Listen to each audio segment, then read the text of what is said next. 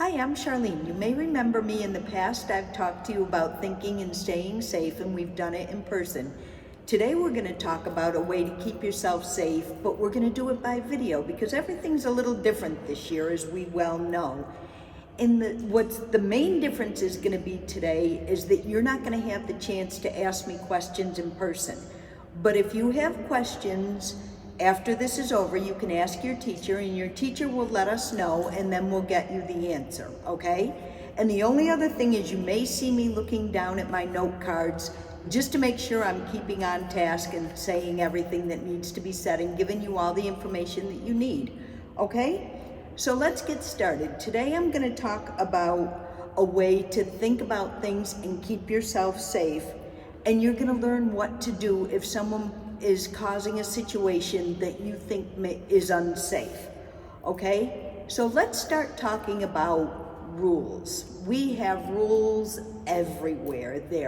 We have rules at home, we have rules in school, we have rules in church, we have rules in our classroom. And why do we have these rules? Rules are important because they're put there to make sure that everybody stays safe. And our main responsibility is to follow the rules that are in place to keep us safe, right? And if we break the rules, what could happen? We can get in trouble, we can get punished, and it's probably something that we don't want to do. None of us really want to get in trouble. And the most important rule, and one rule that exists practically everywhere, is to be kind and respectful to each other. And we know that being kind means being nice, and being respectful means being polite with our words and our actions. Okay, so we should always treat others with kindness and respect. Now I have a question that you can think about just for a second, because I think you know this answer, but then I'm going to give you the answer anyway. And I'm going to ask you what bullying is. What is bullying? And bullying, by definition, is one or more people who do mean things to another person, usually more than one time. And some examples of this, if you think about it, for a second, and you probably know what these examples are. But some examples of bullying are calling people names, taking their things, pushing, hitting, punching, all those things that aren't nice. That's bullying. And there's another kind of bullying that you may be familiar with because you're spending more time on your devices this year, and that's cyberbullying. And cyberbullying is bullying using technology. So technology we know is like a computer or our phone or our tablet, something like that. And for a while, at least this past year, we've all spent a lot more time on our devices than we might have in the past. So the more time we spend on our devices, the more opportunities there are for cyberbullying to happen. Okay, and cyberbullying can be posting or sending messages that say mean things or tell lies about people or just say things that aren't nice and aren't respectful. Okay, and one thing we need to remember about bullying and cyberbullying is that they're usually done where other people, like adults, can't see. And why would that be? Because people don't want to get caught at bullying, because they know it's wrong and they know they're going to get in trouble. And it's also against school rules, and it's also against the law. So people can get in big time trouble if they engage in bullying or cyberbullying behaviors. So what should we do? If we know somebody is being bullied, what should we do? And it's not always an easy thing to deal with, but the most important thing to do, if you see somebody being bullied or if somebody tells you that they're being bullied, you need to tell your trusted adult. And we've talked about this before. Everybody has trusted adults in their lives.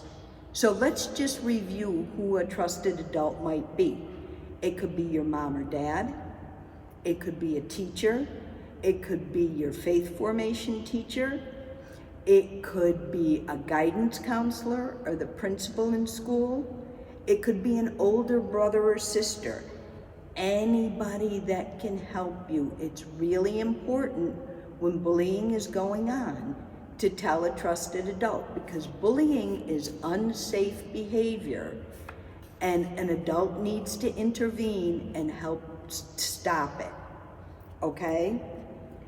It's also possible that you could run into an adult that's doing the bullying.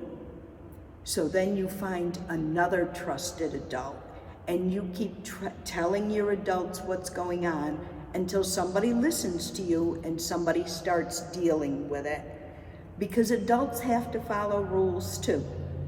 And one of the biggest rules that adults have to follow is to keep kids safe. That's their job.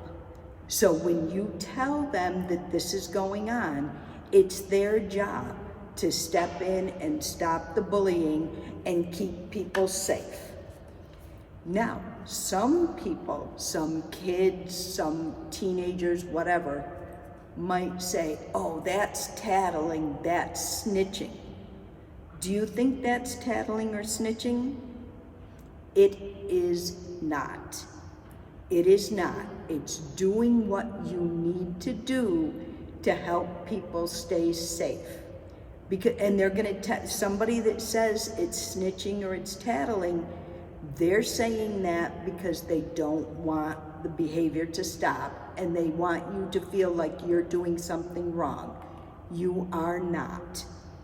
If bullying is happening, what you need to do is tell your trusted adult.